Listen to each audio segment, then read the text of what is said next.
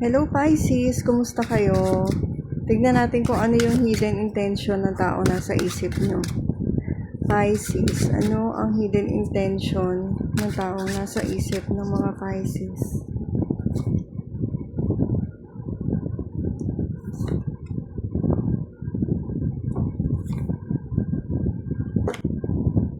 Bottom of the deck, Ace of Cups. Wow, mahal ka nitong tao na to.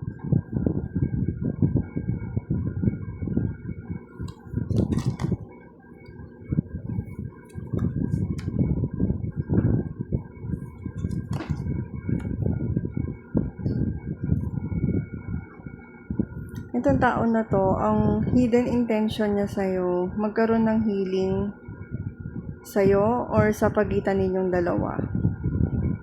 Na maging, kumbaga parang, maging guided ka sana sa lahat ng mga ginagawa mo. Parang ang bait naman itong tao na to.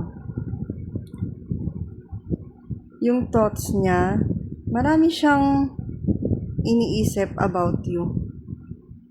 And ang feeling naman nitong tao na to, dito sa Ace of Wands, nai-inspire siya dahil sa'yo.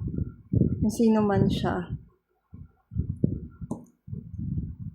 Tignan natin yung advice para sa mga Pisces.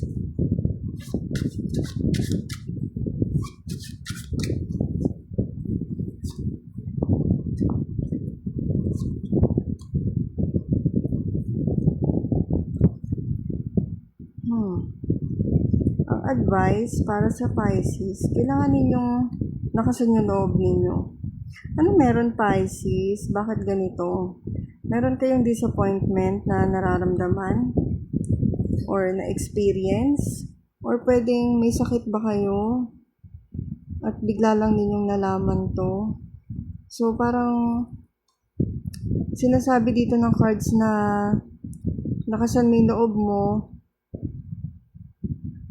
Meron at meron tao na magko-comfort sa'yo.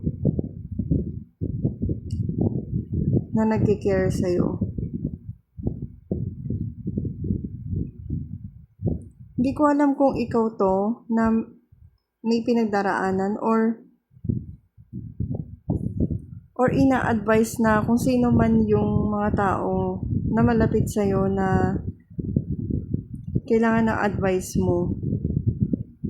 Be there for them.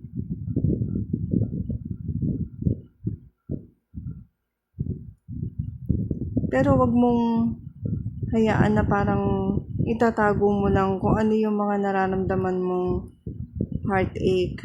Maging open ka din. Lakasan mo yung loob mo sa lahat ng mga pagsubok. Okay, Pisces, thank you for watching. Kung kailangan mo ng private reading, i-message mo lang ako at isasend ko sa'yo lahat ng details.